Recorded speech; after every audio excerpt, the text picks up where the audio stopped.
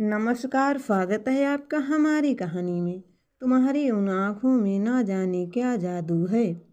जितना दूर जाता हूँ उतना ही पास खींचती हैं। बस इतना ही पड़ा था मैंने और थर थर काँप उठी थी और उसकी तरफ देखते हुए काँपते स्वर में पूछा, ये क्या है?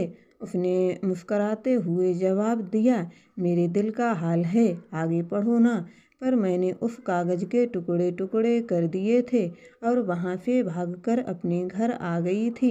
हाँ, भागते हुए मुझे इतना ही सुनाई दिया था, प्यार हो गया है तुमसे।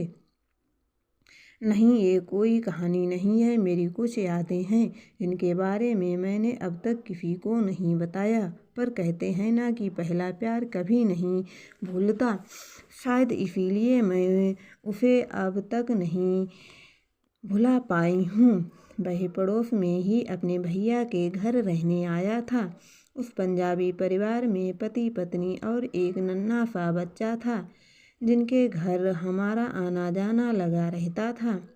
एक दिन जब मैं भाभी भाभी चिल्लाते हुए उनके घर के अंदर गई तो एक अनजान नौजवान को देखकर ठिठक गई थी और सोच रही थी कि वहाँ से दुम दबाकर भागूं कि भाभी आ गई थी और मुझसे हंसकर बोली, आ जा बहना, ये मेरा देवर है, आज ही आया है।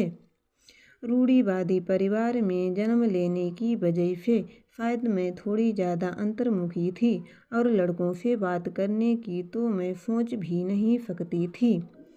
पर उस नौजवान में ना जाने क्या था, मैं धीरे धीरे उससे दो चार बातें करने लगी थी।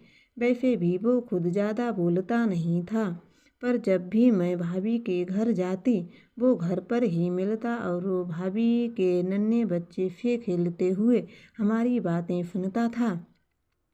अगर भाभी कुछ पूछती तो हाँ हूँ मैं जवाब दिया करता था, पर मुझे आभास होने लगा था कि वो चुपके से मुझे देखता रहता था। बच्चे के साथ खेलता सिर्फ एक बहाना था।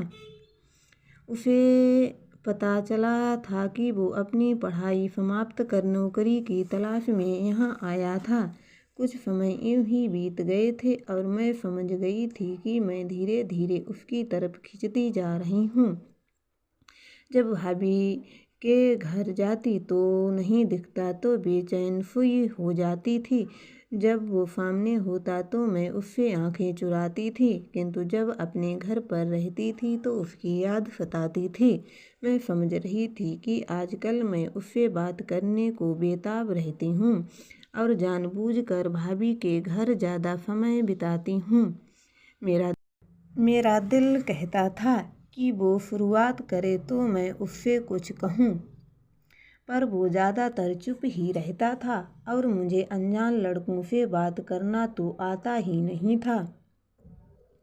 उस दिन जब मैं भाभी के घर गई तो वो कहीं गई हुई थी, पर उनका बेटा पारस वहीं अपने चाचा के साथ खेल रहा था।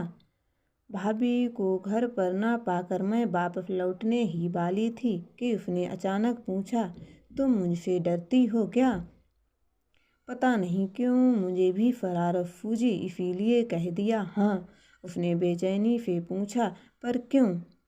उसे और सताने के लिए कह दिया, आप बंगाली नहीं हो इसलिए। पर उसने तपाक से जवाब दिया था, मैं बंगाली नहीं हूँ, पर मुझे बंगला पढ़ना आता है। मैं शायद उससे बातें करने का मौका ही देख रही थी, इसीलिए मुस्कुराकर कहा, झूठी बातें तो कोई पंजाबियों से बोलना सीखे। मेरी एक बात सुनकर वो मिनट के लिए चुप हो गया और फिर टेबल पर पड़े एक कागज़ पर कुछ लिखते हुए बोला, 2 मिनट रुको, मैं बंगला लिखकर साबित कर दूंगा कि मैं झूठ नहीं बोलता। उसने झट कुछ लिखकर मेरे हाथ में रखा और पढ़कर मेरी आंखें फटी की फटी रह गईं। तोमार कोई आंखें टूटी की जादू नाय होय, ततो काछे टाने जतु दूरे जाए।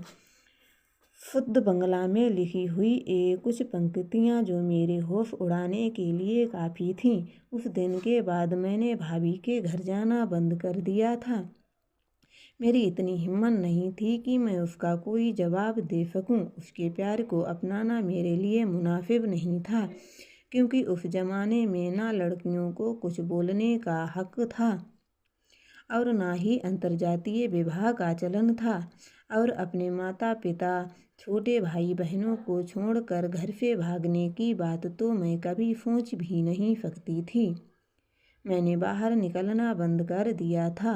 अब सिर्फ कॉलेज जाती थी, और वो भी अपनी बड़ी दीदी के साथ, और वह रोज़ कहीं ना कहीं खड़ा मिलता, अपनी बड़ी बड़ी उदास आँखों से ना जाने क्या ताकते हुए, पर कभी आंखें बढ़कर उससे बात नहीं की। और मैं तो ऐसा दिखावा करती कि जैसे मैं उसे जानती ही नहीं हूँ।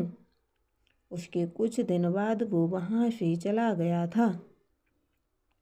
मेरे छोटे भाई के हाथों मेरे लिए एक खूबसूरत कार्ड छोड़कर उसने सिर्फ लिखा था, अलविदा, खुश रहना। शायद वह समझ गया था कि इस रास्ते पर चलना मेरे लिए मुमकिन नहीं है, और वह मेरी मुश्किलें और बढ़ाना नहीं चाहता था। उसके 1 साल बाद मेरी भी शादी हो गई, और मुझे अपने ससुराल में रमना पड़ा था, सब कुछ भूल कर। पर आज लगभग 30 साल बाद भी क्या मैं उसे भुला पाई हूँ? शायद नहीं। इसीलिए मेरी कहानियों में बार बार घूम फिर कर एक प्यारा सा शब्द पंजाबी मुंडा आता है, जिसकी बड़ी बड़ी आँखें, तीखी नाक, गोरा चिट्टा रंग और मुस्कुराते होंठ एक डरी हुई भोली भाली लड़की को अपनी ओर आकर्षित करते हुए, और उस मुंडे की मासूमियत पर फिदा होते हुए वह दुनिया जहान को भूल जाती है। तो दोस्तों, आपको हमारी कहानी कैसी लगी हमें कमेंट में ज़रूर बताएं, एवं मेरे चैनल को सब्सक्राइब ज़रूर करें। धन्यवाद।